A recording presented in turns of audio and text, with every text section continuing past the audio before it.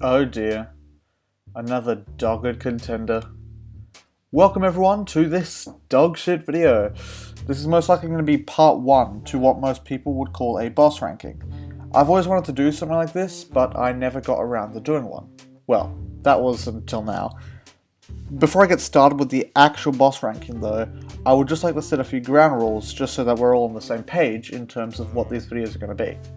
In this video and the next one, and possibly another one, we'll see, I will be going through each and every one of Dark Souls 3's 25 bosses, ranking them all in order from my least favourite to my favourite. Pretty straightforward, to be honest. Now, because there are so many bosses in this game, I felt that it wouldn't be right to simply stick them wherever I see fit, because quite frankly, that would be a terrible way of going about things. So what I have done is come up with a way to rank each of them fairly based on the 3 attributes that are essential for any Soulsborne boss. These 3 attributes are enjoyability, which is based on how fun the boss is to fight overall, as well as how much replay value the fight holds. Design, which is based on how good the fight is visually. Things like the arena, music, and lore will also often factor into the design of a boss. And finally, difficulty, which is based on how fair the fight feels in comparison to the stage in the game. As we all know, Souls bosses are made to be a challenge, but sometimes a hard boss doesn't always mean that it's a good one. Oh, and of course, before I start it, it's very important that you all know that this is simply my opinion, and that if your favourite boss isn't as high as you wanted, then remember that your experiences and thoughts are very different to mine. That being said, I would love to hear some of your thoughts and reasonings behind your own opinions. There's nothing I love more about the Souls community than the fact that opinions on bosses and areas can be drastically different from one person to the other. Now, with that finally out of the way, let's get started with the worst boss in all of Dark Souls 3.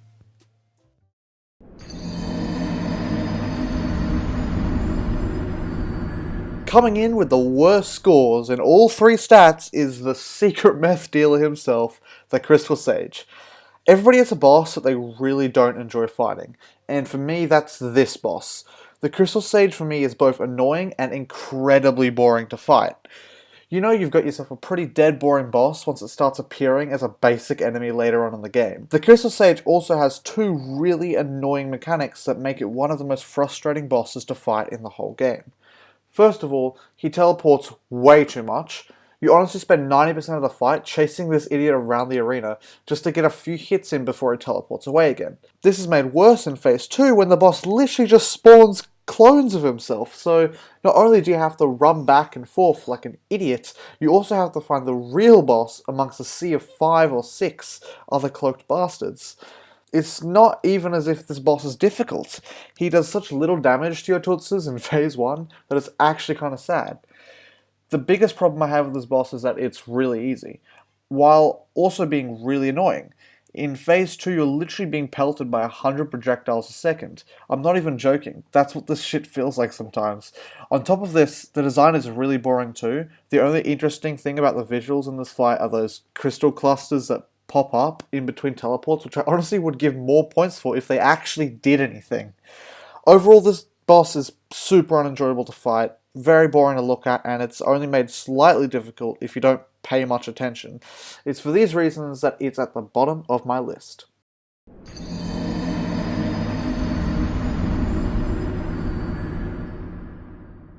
Up next is Champion's Gravetender, coming in at a whopping 5 out of 50. While this boss doesn't have stupid mechanics like the last, it is still an incredibly boring fight, and I think anyone you speak to will agree with that. And, it's incredibly boring, especially for a DLC boss. Let's be real here. Champion's Gravetender is only half a boss fight.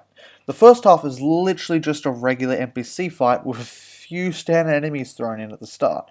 Oh, and we can't forget the boss health bar, guys. That clearly makes it a boss, my bad. While it's fair to criticize this portion of the fight for its lack in design, I still think the first half is more enjoyable than the second. The giant wolf is cool and all, but like the NPC fight, it's still far from unique. I honestly feel like this boss could have been a lot more enjoyable if they just didn't put the giant wolf earlier in the DLC as a basic enemy. That would have made the fight feel a lot more fresh. The wolf also feels far too similar to Sullivan's Beast, like the mini-bosses where you find them in Irithyll. Some of its attacks feel pretty much the same, especially the bullshit hitboxes. I do have to give a bit of props to the ice effect on the wolf's charge attack. I suppose that is kind of cool looking, and I also found that it can be pretty fun to parry the NPC, but other than those two minor things, there's nothing else this fight has to offer other than a washed up NPC with no pants and a reused mini-boss. On top of this, it is also way too easy for an endgame DLC boss.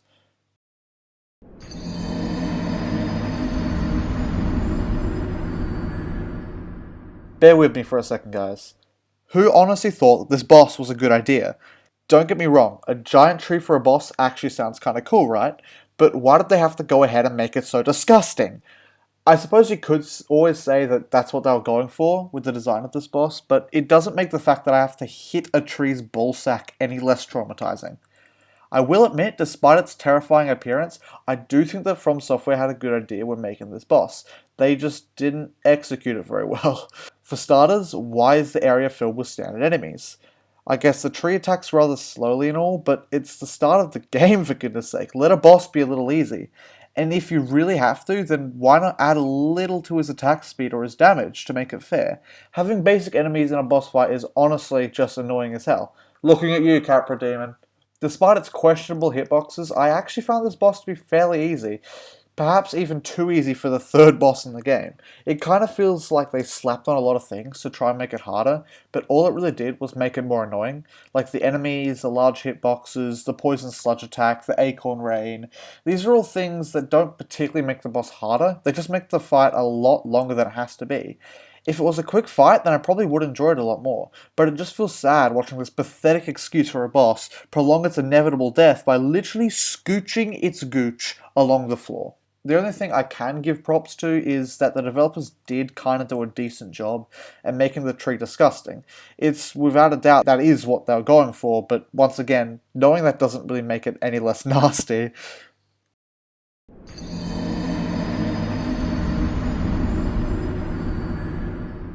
Like the previous boss, Hyrule Wolnir is another fight that revolves around destroying specific weak points. However, unlike the Curse Rider Greatwood, I personally don't think Wolnir ever had any potential to begin with. The mechanics honestly just make the fight a very unenjoyable experience. That's not to say that this boss is bad. If there is anything to take away from Wolnir, it's the visual design. Wolnir himself is one of the coolest looking bosses in Dark Souls 3. What's not to love about a skeleton the size of a small mountain? It also happens to have the coolest death animation I think I've ever seen in a Dark Souls boss.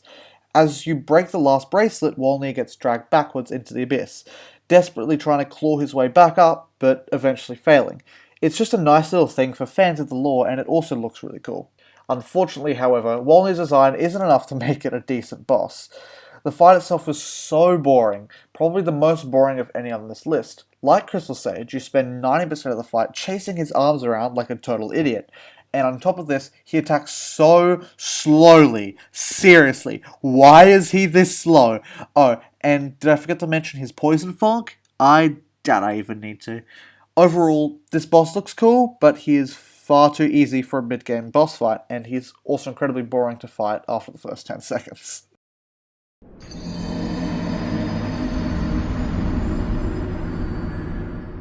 Here we have the last of the terrible bosses. A lot of people are probably surprised to see the Ancient Wyvern in a place other than worst boss. In fact, so was I when I wrote up this list. I'll admit it, it's a terrible boss. In fact, it shouldn't even be called a boss. You spend the whole fight climbing up a bunch of staircases and ladders until you get high enough to plunge attack the dragon's head. The only reason it's even this high to begin with is because of a bunch of minor things.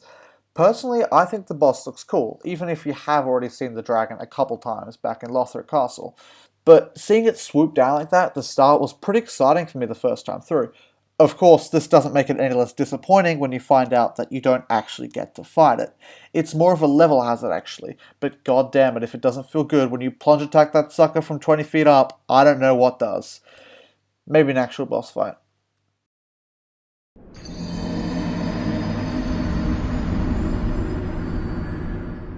You would think that after about 4 or 5 bosses into the game that you'd actually get a difficult one.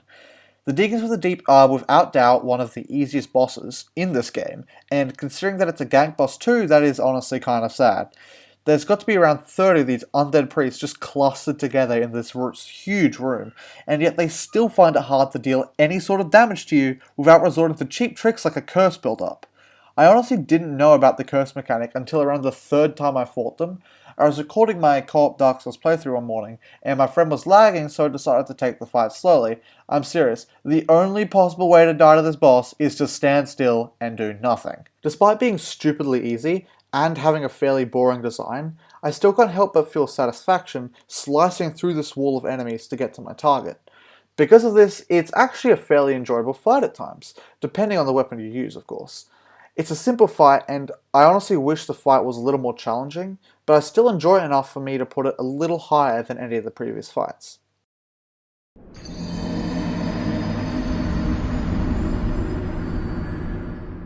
This boss is a weird one to rank properly, because it's one of those fights that can be different every single time. Personally, I prefer the PvP version. While the NPC fight is guaranteed to be consistent, I found it to be very frustrating. Half-Light for me always seems to favour his lightning bow over his sword, always spamming arrows at me as I desperately try to roll within range. Like the Champion's Gravetender, this side of the fight is just a glorified NPC invader, this time with even more annoying attacks.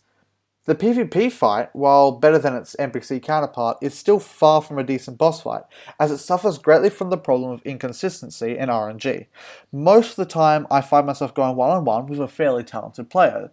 These sorts of fights often feel really fun and challenging, and it honestly feels great to fight against other players at my level. However, for new players to Dark Souls 3's PvP, this fight will most likely be a lot less enjoyable as it would be for me. There are also times in which I've been paired against players who at the time of being summoned were not all with it. For example, I once got paired against a player who was AFK. Despite this fight feeling cheap compared to other bosses, I found the biggest flaw to be in how it summons a random player out of nowhere without checking for any specific criteria that has to be met. Often, I actually enjoy this fight, but because the summoning of the player is so RNG based, there are also a lot of times where I have had a boring or even horrible experience, and I'm sure that this is a problem that is shared throughout the Dark Souls community.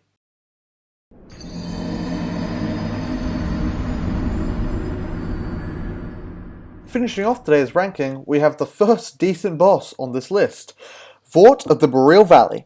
Design-wise, this boss is actually pretty good. I like the ice effect that seeps off of him, and I also quite like how he's just a thicker, chunkier version of the Outrider Knights, an enemy that the player is still yet to experience at this stage in the game.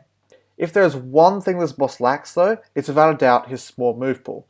Most of his attacks boil down to one of two things, a charge or a mace attack.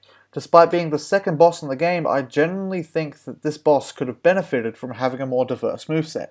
The biggest problem with him is that he's too easy. All you have to do is sit under him and smack that booty, and you'll end up destroying this boss, often with little to no damage done to your tutsis. If this boss had a move that stopped you from hiding under him like a little bitch, then he would probably be a more interesting fight. Still, he's pretty well designed for a second introductory boss. And that concludes today's ranking.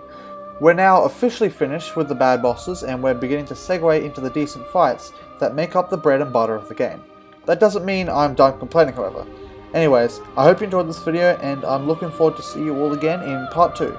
If you're looking to support my channel, or get into it, then be sure to subscribe. Anyway, as always folks, stay frosty, stay epic, and stay sexy. I'll see you all in the next one. Till then, peace out.